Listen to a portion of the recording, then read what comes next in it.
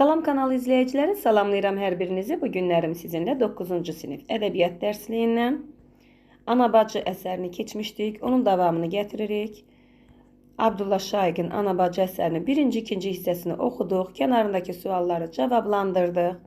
İndi isə qalıbdı 3-cü hissəni oxuyuruq. Demək olar ki, oxuduqca təhlil eləyirik, hər bir xırdalığa toxunuruq.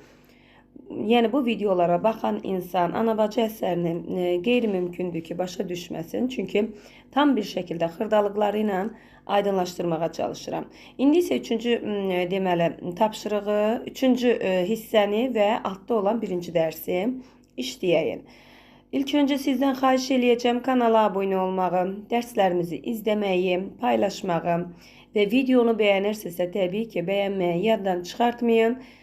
Bu da sizdən mənə bir dəstək olsun. Başlayalım. Bu hadisədən artıq bildik ki, gəlin bir xatırlatma eləyək ki, neynədir? Məşğələdən gələndə 1-ci hissədə bildik ki, ana bacı ilə rastlaşır. Müəllif deməli, danışan insan ana bacı ilə rastlaşır. Sonra deməli, başına gələnlər danışır ki, mən məşğələdən geri dönürdüm, ana bacı ilə rastlaşdım, o mənə bir kağız verdi. Ona kömək etməyimi istədi ki, bu kağızda deyir, baxdım ki, bir cümlə yazılıbdı. Burada yazılıb Atabala. Soruşdum, ay nənə, Atabala kimdir? Nənə mənə Atabalanın onun oğlu olduğunu dedim. Və nənə deyir, məndən xahiş elədi ki, mən naçalnikə bir məktub yazım. Hansı naçalnikə nə yazacağını bilmədiyi üçün, deməli, neyniyir? Nənəni götürür, evinə gəlir və nənə onun anası ilə oturur, danışır, söhbətləşir və nənədən soruşur ki, nənə kimə yazacağım, nə yazacağım, yəni bunları tam aydınlaşdırmaq istəyir, anlaya bilmədiyi üçün, nəyi necə yazacağını bilmədiyi üçün, nənə nə deyir? Deyir, naçalnikin sən tanıyarsan, day bala, mən savadsız adamam, mən nə bilim naçalnik kimdir. Bilmir kimə yazsın, necə yazsın. Yəni nənəni 1-ci hissədə göndərir evə, deyirsən get, hamısını dəqiqliklə ölgən gəl, ondan sonra yazaq. Nənə deyir, yaxşı və çıxır gedir. 2-ci hissədə nənə gəlir, görür ki, nənə artıq onların evindədir. Burada deyir, hətta deyir, danışdıq, dedik, güldük, deyir, keçmiş xəyallara, keçmiş xatirələrə daldıq, deyir. Ondan sonra deyir, sevgi, sevinç dolu deyir, günləri danışmağa başladıq. Yəni biraz isnişiblər bir-biri ilə. Artıq deyir, hətta deyir, nənənin adının anabacı olduğunu belə öyrənir. Bax, o birisi hissədə bundan əvvəlki hissədə də keçəndə demişəm ki sizə, yəni ana bacının adını 1-ci hissədə öyrənmir. Yadınızda qalsın. 1-ci hissədə oğlunu görmür, onun oğlunun adının Atabala olduğunu öyrənir. 2-ci hissədə isə ana bacını, 1-ci hissədə ana bacını görür, amma 2-ci hissədə isə onun adının ana bacı olduğunu öyrənir. Xülasə, yenə danışırlar, yenə də ana bacı yenə də kağızı düzgün şəkildə doldurmaq üçün, yazmaq üçün bir məlumat gətirmədiyinə görə neyniyirlər? Təzdən anası deyir ki, ay oğlum, dur sən özün getkinən onların evinə və öyrən, o da deyir, Allah rəhmət eləsin atana, düz deyirsən, mənimlə getsin, evdə yəni tam dəqiq özü bilsin. Nənə eviniz hardadır deyib gəlirlər, çıxırlar Atabalagilin evinə, yəni Ağabacanın evinə və içəri girən kimi deyir, kasıb otaq, dar, işıqsız bir otaq, işığı çox zəif olan bir otaq. Yəni oğlunun da üzünə baxanda deyir, görünür ki, oğlu arıq, deməli sümükləri, yanaq sümükləri üzünə çıxıbdı və deməli qalın qara qaşları altında deyir, rəngsiz gözləri sönük-sönük parıldayırdı. Həm də deyir, xəstəliyi üzündən yağırdı. Bilinirdi ki, yəni həm maddi cəhətdən çox əziyyət çəkirlər. Bunları deyir, görən kimi bildim. Atabala ilə tanış olur, deməli, oğlan ondan sonra neyniyir? Vəsiqənin hara yazılacağını öyrənir. Sən demə vəsiqə hara gedəcəkmiş? Ev idarəsindən bir vəsiqə almaq üçün ərizə yazılacaqmış və həmən ərizə sayəsində ona bir vəsiqə verəcəklərmiş. Atabala da o vəsiqəni xidmət etdiyi idarəyə, işlədiyi idarəyə verəcəkmiş və oradan ərzaq və pul almalıymış. Nənə gedib bunu başa sala bilmirmiş. Çünki savadsız imiş, o elə işlərdən onun anlamı yox imiş ona görə. Və bunları bildikdən sonra deyir, nənəyə kömək etmək üçün biraz deyir, ocuna pul da qoydum. Pul da bastım deyir ocuna və nənə götürmürmüş, zorla, güclə deyir, pulu da vermişəm və çıxıb gəlir. Qayıdır, gəlir evlərinə. Deyir, amma günlər keçdi, mən o günü yenə də xatırlayıram, onları yadımdan çıxarda bilmirəm. İndi isə biz nə edirik? Üçüncü hissədən başlayırıq danışmağa. Bu da xatırlatmamız. Xatırlatma etdim sizə qısa bir şəkildə. Deməli, bu hadisədən nə qədər keçir? Bu hadisədən deyir, artıq 4 ay keçibdir, 4 ay. 4 ay keçdi. Nədənsə deyir, qəlbimdə o məsum qocanı görmək, onunla danışmaq arzusu gündən-günə artırdı. Məşğələmə gedəndə, evə dönərkən daima gözlərim küçələrdə onu axtarırdı. Günortadan sonra isə qapı yavaşca açıldı. İçəri qoca və zəif bir vücud girdi. Bir də gördüm, ana bacı. O saat yerimdən sıçradım. Görüşdük, oturdu, danışdıq, söhbətimiz çox uzandı. Sonra çarşaf altından bir corab çıxartdı. Deməli, ana bacı çarşaf altından nə çıxardır? Bir corab. Bunu sənin üçün toxumuşam. Deməli, hədiyyə gətirir. Sual düşə bilər, ana bacı oğlana nə hədiyyə eləyir? Corab hədiyyə gətirir. Al bunu, sənin üçün toxumuşam dedi. Corabı alıb, sağ ol nənə, qış gəlib, soyuqlar düşüb, görünür məni unutmamışsınız deyincə məğrur bir səslə. Bir şey deyil, özüm toxumuşam. Deməli, özünün toxuduğudur. Çəhrəsi var idi axı. Yun əyirirdi. Sap düzəldirdi. Özüm toxumuşam deyir. Biraz sonra bu qoca nə düşkün qadına əl tutmaq məqsədi ilə deməli, biraz sonra deyir, bu qoca və düşkün qadına əl tutmaq məqsədi ilə bir qədər pul vermək istərkən dik-dik üzümə baxdı. Sərt bir səslə, bu nədir? Mən bunu sənə satmaq üçün gətirməmişəm. Onun üçün bazar var. Bunu sənə bəxşiş gətirmişəm. Bəxşiş nədir? Yəni hədiyyə gətirmişəm. Bunu satmaq üçün deyir, hara var? Bazar var. Deyə əllərini çarşafının altında bir-birinə sıxaraq saxladı. Bu əllərini bir-birinə sıxaraq saxlamaq, yəni hirsini boğdu. O bu sözləri deyərkən gözlərindəki ildırımlar da qəlbinin içində parıldayan kimi oldu. Yoxsa miskil bildiyim bu qarının bu qədər qəhər və hiddət qarşısında biixtiyar titrədim.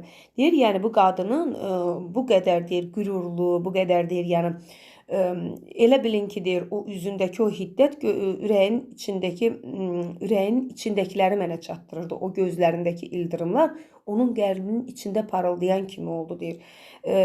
Qəlbimin içində deyir parıldayan kimi. O elə bil mənim qəlbimin içini görürdü deyir.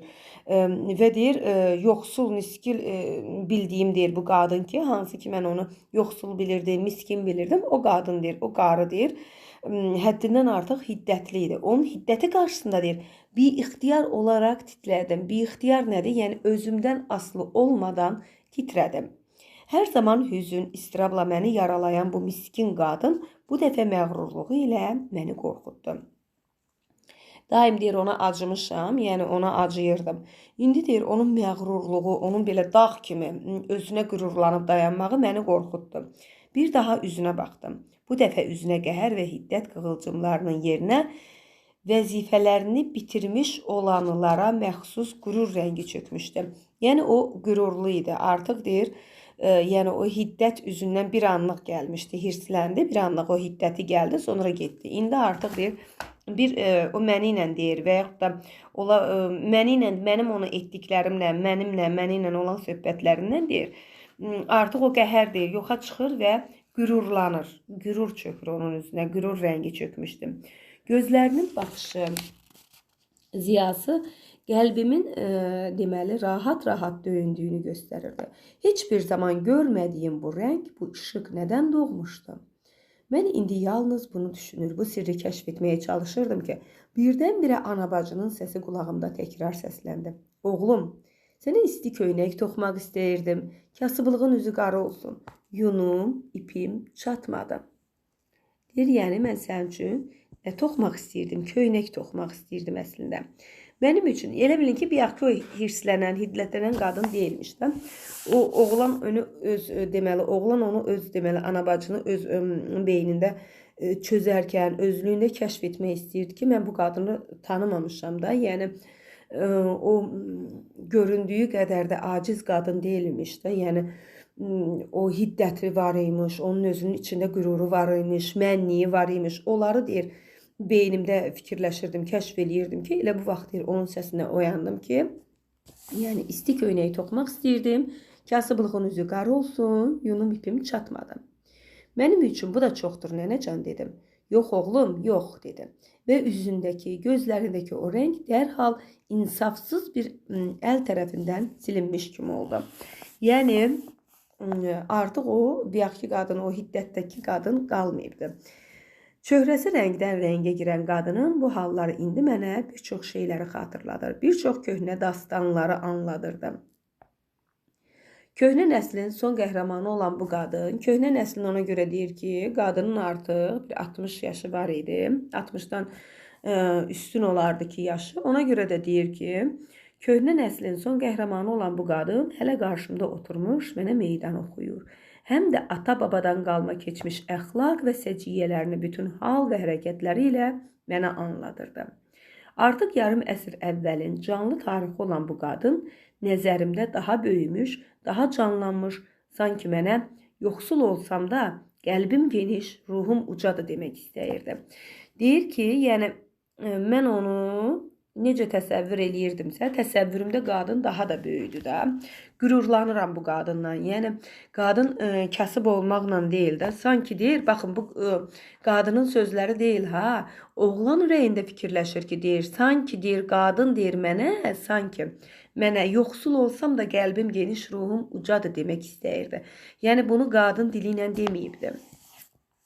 Çox gözəl. Bunu mən də etiraf edirəm.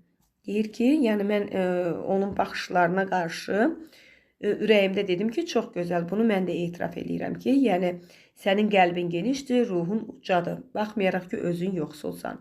Lakin ey yüksək qadın, söylə deyir, 60 illik səfir bir həyatın sənə yükləmiş olduq ağır yüklər belini bükmüş, gözlərinin nurunu almış, dizlərini taqətsiz etmiş olduğu halda necə olmuş ki, qəlbinə, ruhuna toxunmamışdır?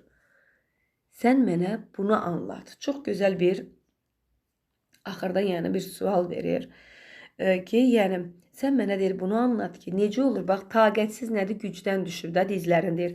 Deyir, yəni bu 60 illik səfil həyat, kasıb bir həyat, səni deyir, bütün üzdən baxanda görsən ki, gözlərin çökəyə düşübdü, gözlərinin nuru gedibdi, çox ağır yükləri altındasan, belin bükülübdü, dizlərin taqətdən düşübdü.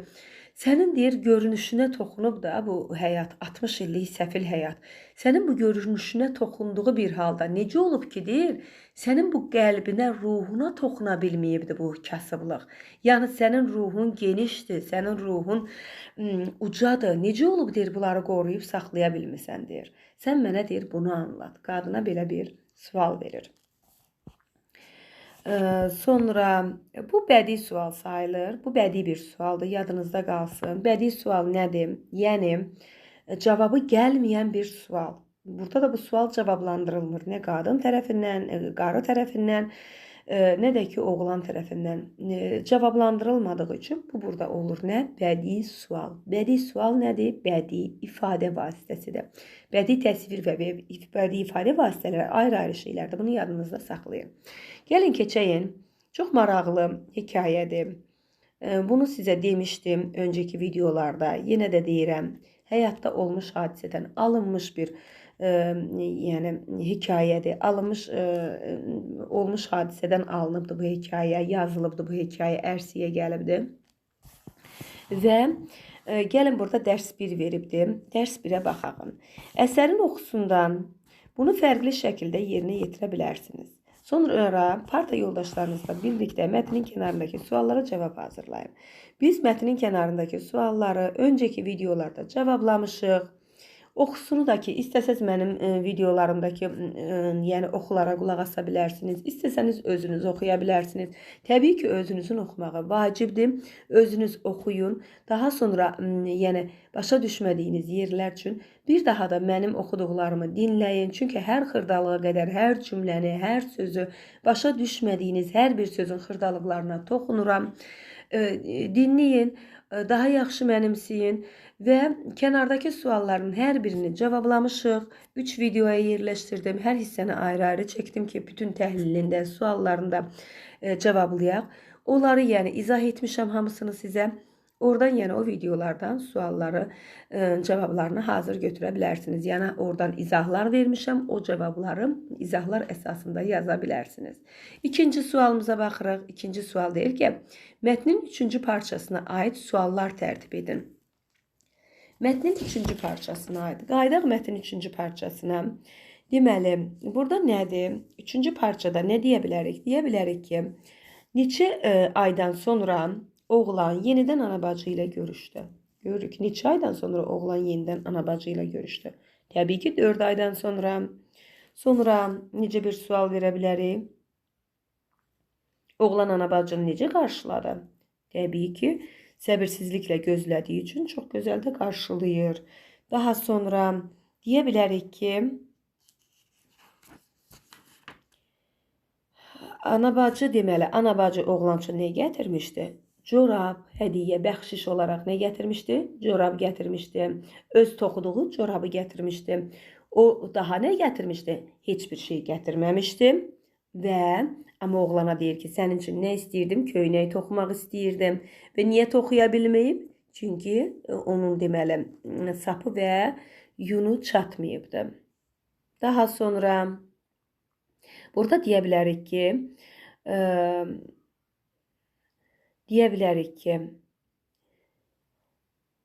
oğlanı anabacı oğlanı bu hissədə nə ilə təəccübləndirdi? Anabacı oğlanı bu 3-cü hissədə, hekayənin bu 3-cü hissəsində nə ilə təəccübləndirdi?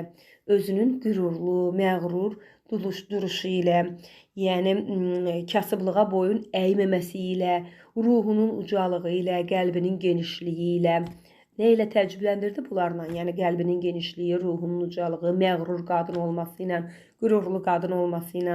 Daha sonra oğlan ona nə məqsədlə pul vermək istəyirdi? Corabın və yaxud deyə bilərsiniz ki, oğlan ona corabın pulunu qaytardı mı? Qarşındakı sual verib, qarşındakının daha diqqətli mövzunu oxuyub oxumadığını bilmək üçün deyə bilərsiniz ki, oğlan ona corabın pulunu verəndə götürdü mü? Təbii ki, qarşıdakı diqqətlə oxuyubsa, diqqətlə mətni dinləyibsə, biləcək ki, o corabın pulunu vermək məqsədi ilə vermirdi. Nə məqsədlə verirdi? Qadına, qocaya əl tutmaq məqsədi ilə, yəni ona əl tutmaq istəyirdi ki, imkanı zəifdir o məqsədlə, amma qadın bunu götürmür. Qadın götürmür. Nə sual ver? Qadın nə deyir? Bundan ötürü nə var deyir? Bazar var. Mən bunu sənə bəxşiş gətirmişəm. Daha sonra gözəl bir sual çıxardırıq bu sonluqdan. Necə sual çıxarda bilərik? Yəni, deyə bilərik ki, burada deyə bilərik ki, 60 illik səfil həyatında qadının 60 illik səfil həyatı onu oğlanın gözündə necə göstərirdi? 60 illik deməli, anabacının 60 illik səfil, kasıb yaşadığı bu həyat oğlanın gözündə onu necə tanıtdı, necə göstərdi? Təbii ki, necə göstərdi? Yəni, baxmayaraq ki, onun xarici görünüşünə bu 60 illik həyat ziyan vurmuşdu, gözləri çökəlmişdi, beli bükülmüşdü, dizləri taqətdən düşmüşdü. Amma bu həyat onun ruhuna, qəlbinə toxuna bilməmişdir. Əsərdə bədii sual, sonluqda verilən deməli oğlanın fikrinə bədii sual adlandıra bilərikmi? Təbii ki, bədii sual adlandıra bilərik. Niyə görə? Çünki sualın cavabı gəlmir, yoxdur, verilməyibdir. Bu şəkildə suallar tərtib eləyə bilərsiniz. Elə bu axırıncı sualda verin. Çox gözəl bir sualdır ki, yəni yoldaşlarınıza ki, sinifdə müzakirələr zamanı verə bilərsiniz ki, axırıncı oğlanın fikirlərini, oğlanın axırda anabacı haqqında düşündüklərini bədii sual adlandıra bilərikmi? Bəli, adlandıra bilərik deyəcəksiniz bu şəkildə. Keçirik biz 3-cü suala. 3-cü sualda nə deyir? Deyir, kiçik qruplarla birləşib tərtib etdikləriniz də daxil olmaqla bütün sualların cavabı ilə bağlı bir fikir mübadiləsi aparın. Təbii ki, bütün sualların cavabı ilə bərabər bir fikir mübadiləsini müəllim sinifdə sizin üçün yaradılacaq. Yəni, orada nə edəcəksiniz? Suallar verəcəksiniz. Suallar kitabın ətrafındakı suallar da olar. Və bu suallar ətrafında fikir mübadiləsi yaradacaq sizinlə müəllim sinifdə. Siz nə deyəcəksiniz? Deyəsiniz ki, məsələn, orada belə bir sual var idi ki, deməli, birinci sualda necə idi? Əhvalatı danışanın sarsılmasına səbəb sizcə nədir? Təbii ki, demişdik ki, insanın ən dərin hisslərinə, qəlbinin, ruhunun deməli həssas nöqtələrinə toxunmaqdır. Sonra ana bacının keçmiş xatirələrinə toxunulur burada. Daha sonra burada onların yaşam tərzini göstərsək, otaq kasıbı idi, köhnə işıqsız bir otaqda yaşayırdılar, ağır vəziyyətdə yaşayırdılar, çətin bir deməli yaşanacaq keçirdirdilər. Amma bu vəziyyət də onların dözümlü olmağından xəbər verir ki, onlar bu kasıblığa dözürdülər və baxmayaraq ki, dözürdülər, amma bu çətin yaşayış onların deməli ürəklərinə, qəlblərinə toxunmamışdı. Onların ürəkləri səmimi idi, qəlbləri səmimi idi. Daha sonra anabacının burada belə sual var ki, anabacı sadə bir məsələni anlada bilməməsinin səbəbini nədə görürsünüz? Fikir mübadiləsi qoya bilərik. Çünki o savadsız idi, savadsız bir qadın idi. Yazı pozu bilmədiyi üçün rəsmi məsələlərdən başı çıxmırdı, eləyə bilmirdi. Ərizə yazmaq, ərizə işi təşkil etmək. Bunlar ona görə deyildi. Ona görə bilmədiyi üçün bunları etmirdi. Bu şəkildə fikir mübadilələri apara bilərsiniz sinifdə. Yəni 3 hissənin 3-ünü də çəkmişəm ayrılıqda. Üçünə də qulaq assanız, diqqətlə oradan tam bir şəkildə, yəni böyük bir dissertasiya demək olar ki, hazırlaya bilərsiniz. Universitet məqaləsi hazırlaya bilərsiniz. Yəni bütün xırdalıqlar var. Fikir mübadiləsi üçün oradan bir xeyli sual çıxartmışıq ki, o suallara toxuna bilərsiniz. Növbəti suala baxırıq. Növbəti sualımız nədir? 4-cü suala baxırıq. 4-cü sualda çıxardığınız nəticələri təqdimatlar əsasında deyir, müzakirə edin. Təbii ki, nə nəticə çıxardırıq? Nəticə çıxartmaq üçün bizə ilk öncə nə lazımdır? Əsas ideya lazımdır. Əsərin əsas ideyasını bilməliyik ki, biz nəticə çıxaraq. Əsas ideyanı, baxın, bu cümlə var da, ha ki, oğlan fikirləşirdi ki, sanki qadın deyir, ürəyində yoxsul olsam da qəlbim geniş, ruhum ucadır demək istəyir. Bu, deməli, bir növ əsas ideyanın səsləşə bilən bir fikirdir. Biz əsas ideyaya nə qoyacaq? Əsas ideya yazırsınız bu şəkildə. Deyirsiniz ki, insan həyatda kasıb ola bilər, amma mərhəmətli, deməli, təmiz vicdan. İnsan yəni həyatda kasıb ola bilər, amma ürəyi təmiz, mərhəmətli, vicdanı, yəni təmizliyini qoruyub saxlamalıdır. Bu şəkildə bir ideya verə bilərik. Və yaxud da elə yoxsul olsa, insan yoxsul olsa da qəlbi geniş, ruhu uca olmalıdır. Bu şəkildə də bir ideya qoya bilərik. İlk öncə bizdən burada dediyi üçün ki, deməli, çıxardığınız nəticələri təqdimatlar əsasında yazın. Biz onda veririk əsas ideya. İnsan yoxsul olsa da qəlbi geniş, ruhu uca olmalıdır. Və yaxud da insan həyatda kasıb ola bilər, amma mərhəmətli, vicdanlı olmalıdır. Bunları deyirik və çıxartdığımız nəticə bu olur ki, müəllif göstərmək istəyir ki, sadə və kasıb insanlar arasında da mənəvi cəhətdən çox zəngin, təmiz ürəkli, səbirli və fədakar insanlar var. Onlar çətinliklərə baxmayaraq ailəsinə və insanlara sevgi ilə yanaşır, mənəviyyatını itirmirlər. Bu şəkildə yəni təqdimat eləyə bilərsiniz ki, düşünürük ki, yəni çətinliklər, bütün çətinliklərə sinə gəlsələr, sinə gəlirlər və ailəsinə, insanlara sevgi ilə yanaşırlar və mənəviyyatlarını itirmirlər. Bu şəkildə. Daha sonra baxırıq 5-ci suala. Əsərdən seçdiyiniz hissəyə ad verin. Məzmunu hazırladığınız plan əsasında yaradıcı şəkildə deyir, danışın. Deməli, seçdiyimiz hissə hara olsun? Baxın, mənim bu hissə çox xoşuma gəlir. İkinci hissədir də. İkinci hissə ki, deyir, o birisi gün evə gəldiyim zaman nənə oturub məni gözləyirdi. Görüşdük, danışdıq. Yəni burada bu qadının dərdləşməsi, onun ona o dərdləşməyə böyük ehtiyacı olduğu üçün ana bacının, yəni ana bacı kimdən oturub söhbət eləyir, ana bacı kimdən oturub dərdləşir, kimdən xoş günlərini yadına salır. Elə bir, yəni fikirləşirəm ki, onun elə bir şəraiti yoxdur, elə bir vaxtı da yoxdur ki, otursun onları yadına salsın, desin, gülsün. Ona görə də bu hissə mənə daha çox yaxın olduğu üçün bu hissəni götürürəm. Siz istəsəz hansısa bir hissəni götürə bilərsiniz. Bu hissəni götürürəm və bu hissənin adını deməli, yəni ikinci hissəni də ümumiyyətlə bu ikinci hissənin hamısını götürürəm və bu hissənin adını ruhun tellərinə toxunuş qoymaq istəyirəm. Ruhun tellərinə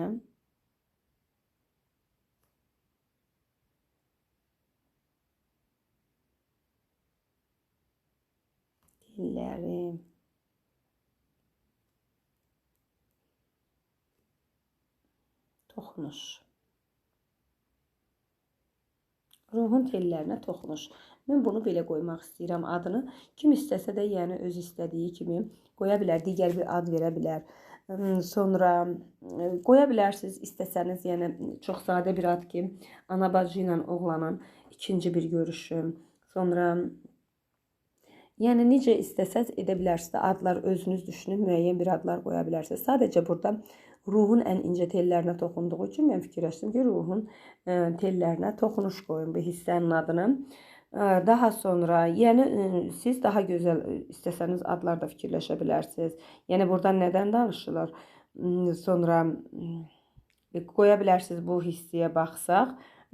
Bu ikinci hissənin adını qoya bilərsiniz ki, deməli, oğlanın ata-bala ilə tanışlığı belə qoya bilərsiniz.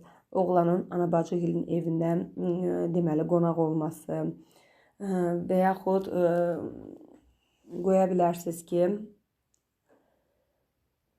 məsələnin həll edilməsi, yəni həll edildi də artıq bu ata-bala məsələsinin, ata-balanın məsələsi həll olunur da.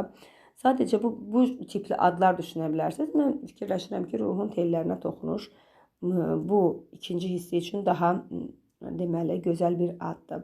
Sonra keçirik, deyir ki, bu əsasda hazırladığınız plan əsasında yaradıcı danışın. Əsərin özünü deyir də.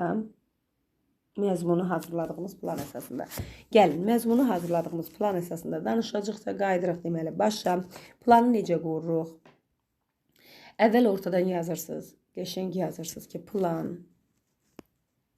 Qoyursunuz 2 nöqtəsini. Yazırsınız 1. Bir nə qoya bilərik? Deməli, məşğələdən geri döndüyü vaxtı qadınla rastlaşır. Qoya bilərik ki, ağabacı ilə ilk görüşüm. Ağabacı yox, anabacı bağışlayın.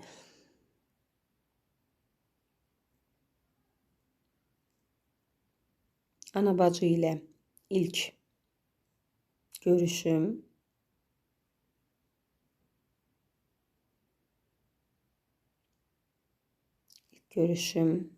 Bunu qoya bilərik. Daha sonra ikinci nə qoya bilərik? İkinci qoya bilərik ki,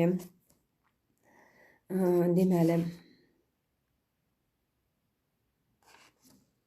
ikinci qoya bilərik ki,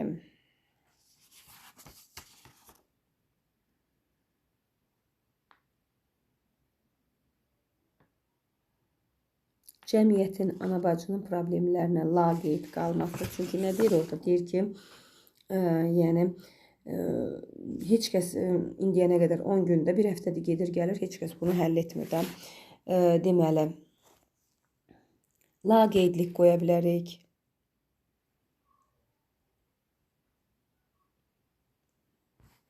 Yaxud cəmiyyətin laqeydliyi.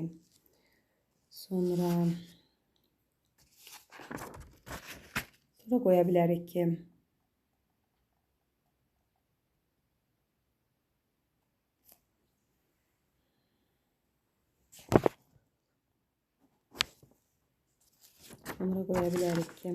ərizənin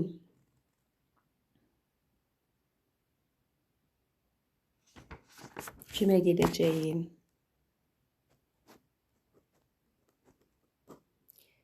ərizənin yazılması,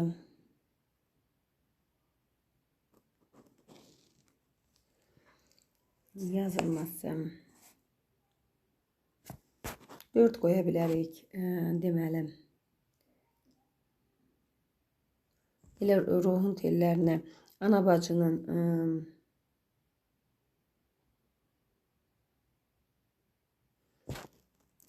bacının ikinci hissədə ana bacının deməli xatirələri 5 qoya bilərik ki, deməli oğlanın atabalı ilə görüşü,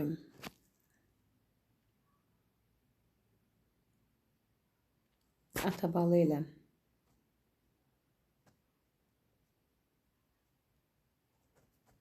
ilə görüş 6 qoya bilərik ki, nəhayət ki ərzə yazılır.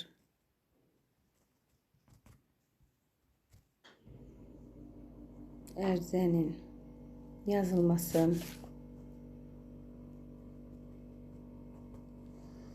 daha sonra qoya bilərik ki,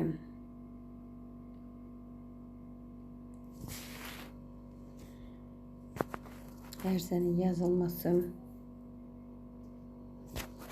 qoya bilərik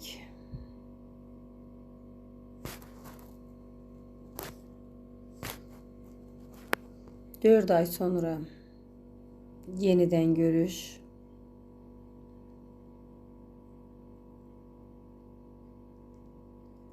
qoya bilərik ki,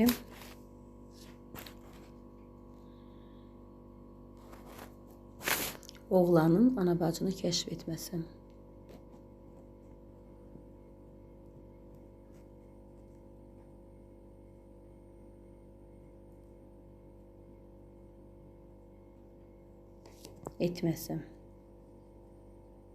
Deməli, nə oldu? Plan qoyduq. Birinci yerdə oldu ana bacı ilə ilk görüşüm. İkinci yerdə oldu laqeydlik. Cəmiyyətin laqeydliyi yazarım bunu. Cəmiyyətin laqeydliyi. Üçüncü qoyduq ərizənin yazılması. Ana bacının xatirələri 4-cü, 5-ci atabala ilə görüş, 6-cı nəhayət ərizənin yazılması, 7-ci 4 ay sonra yenidən görüş, 8-ci oğlanın ana bacını kəşf etməsi. Burada bunu yazmaya da bilərik ki, nəhayət ərizənin yazılması. Atabalı ilə görüşdə bundan danışacaq da onsuz da. Bunu yazmayın. 6 7. Əssalam. Oğlanın ana bacını kəşf etməsi. Bu qədər, yəni asandır. Özünüz də tərtib etməyə çalışın və tərtib eləyəsiniz. Onları özünüz